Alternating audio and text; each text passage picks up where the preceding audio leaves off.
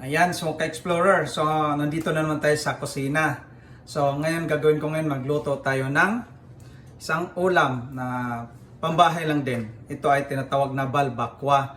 So, sa mga nakakalam dyan ng balbakwa, maraming iba-ibang klaseng balbakwa. Mayroong balbakwang Tagalog, may Bisaya, no? Ang lulutuin ko ngayon, balbakwa, Bisayang balbakwa. So, ang gagamitin ko ay mga siki, no? Ito po ang mga gagamitin natin. Ito pang baka, no? Ang gagawin natin una, nahugasan ko na po siya. Tapos, ang gagawin ko ngayon ay dadalhin natin siya dito. So, dito natin siya pakuluan. So, pakuluan, palambutin muna natin.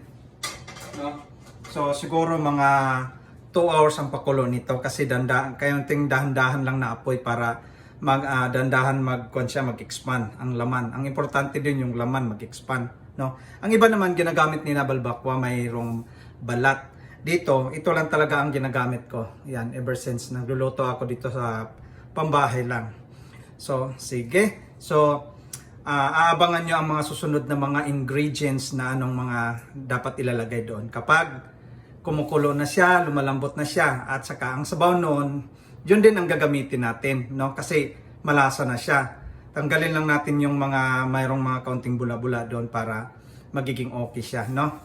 So, mas masarap kapag yung pinapakuluan na yung dulong-dulo, yung huling-huling kulo ng baka. Ayan. Sige, sundan nyo lang ako sa pagluluto ng balbakwa. So, ngayon, ililipat na natin itong dito. Yan. Palinahugasan ko na po siya. Yan, medyo dumikit pa siya kasi galing sa yellow eh. Yan. No? Mayroon pang towel. Nilagyan ko ng towel ang natin kasi rolla kasi ayaw ko yung madumihan yung natin. Ayan. So ito na po siya. So lalagyan natin siya ng tubig hanggang dito, no? Kasi pagpakuluan natin siya hanggang siya ay kaunti na mapunta na dito. So kapag na siya, lumambot na at saka yung tubig niya ay hanggang dito na lang, yung bumaba na siya at saka yung lasang-lasa na ng baka, no? Kailangan ko palambutin muna yan. Sige.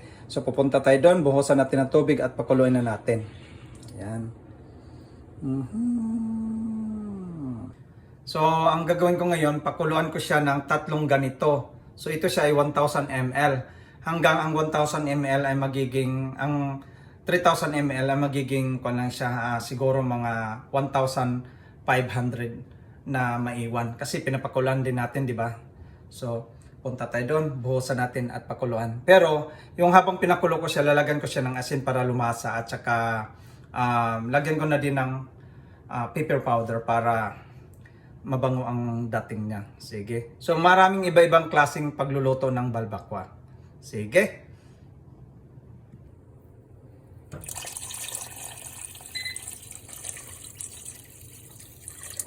So tama-tama lang yung 3000 ml na tubig, no, na nalubog yung karne, no. So ang importante diyan na makulo siya hanggang lumambot at kumapal yung karne na yan, kumapal yung laman kasi pag nakita niyo yan, wala pa, di ba? Hindi na yan, no, walang kanyan kakapal-kapal. Mamaya mas makapal yan, siguro mga mga ganito siguro ganito kalapad lang siya. Sige, so start na natin yan lagyan natin ng asin at saka pepper. Ayan. No?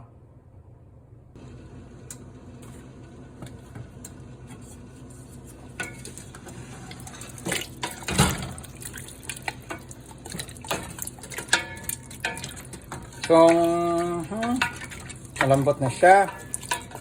Ayan. Ayan, pinakuluan ko muna ang kaya sobrang lambot na siya, no? So ito 'yon. Wow. Sobrang lambot na niya. Ayan. Okay? So, sundan nyo na lang lahat-lahat. So ito po yung natin ngayon, yung mga ingredients para sa ating balbakwa, no? So, meron tayong aswiti, tapos itong star anise, at saka glutinous rice, na lalagyan natin kaunti yung sabaw doon para kwan siya ba, lumapot siya. At saka ito yung mga pantimpla natin, no? No? Meron tayong bouillon, kung bouillon ang ilagay natin, or meron tayong lagyan ng salt, at saka itong kwan natin, ready mix na. So siyempre, may counting oil din yan, no? Siyempre, igigisa pa natin yan, saka natin ilalagay doon, no? So, kwan lang, lutong bahay lang, hindi natin kailangan i-perfect lahat ng mga ingredients niya na mayroong peanut butter, mayroong bell pepper, green pepper, at saka pineapple chunk, no? Ito lutong bahay lang. So, pinapakita nyo lang sa inyo kung ano ang mayroon lang tayo dito sa bahay na available, no? So, ito po yung tinatamang ingredients ng balbakwa. Ayan, no? Mga balbakwa. So, itong may onion, bawang, star anise, at saka ginger, sweetie. Yan, glutinous. Ayan ang mga kailangan natin. Hindi man siya perfect, pero ganun na din ang lasa niya. Masarap siya. Sige, sundan nyo na lang ang mga finished product natin. Pang bahay lang, lutong bahay. Ayan, so ngayon, nagisa na tayo ang panito para to sa balbakwa, no? Gisa na natin. Tapos, ilalagay na din natin yung, yan, nasunog na yung pan. Bawang. Yan. Ngayon, so ilagay na natin yung pan natin. Yung karne, no? Hinaan natin.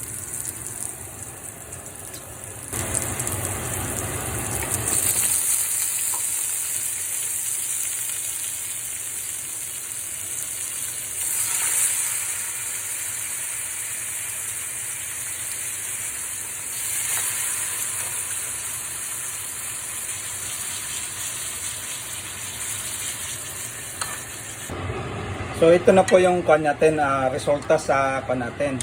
Ang gagawin natin dito lang ngayon na lagyan na natin lahat ng mga ingredients. Bali ang kulang na lang yung timpla. Hindi ko masyadong pinapa-orange or pinapapula. Okay na yung ganyan. Basta malapot lang yung sabaw niya, no? So yan. So yan po ang tipak ng ating bulalo. Ayan. So pakuloyin lang natin siya. Kuloyin natin. And then after makulo, kasi luto na yung karne, kailangan lang kaunting kulo yan. At saka timplahan natin. So ang karne, pinakulo natin yung karne, almost 4 hours ang karne. Ayan, tapan muna natin.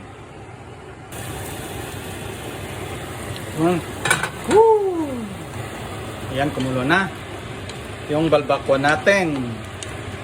So actually ito, luto na siya, no? Ready to eat na. Yan. Wow, sarap. Yan. Yan ang ating balbakwa. So ngayon titimplahan na natin siya ng ating mix na pantimpla. Ayun, luto na siya. So ready to transfer na natin para sa ating presentation ng bulalo. Yoo! Naku, high blood ang aabote natin dito. Yan ho.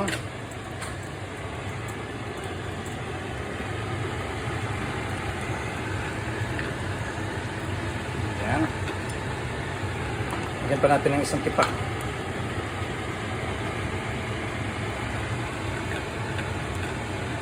Yan.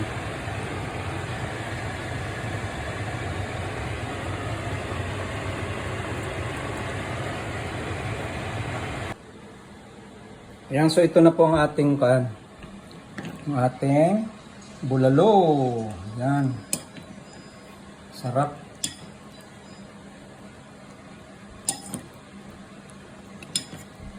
Ayan. So yan ang ating finished product.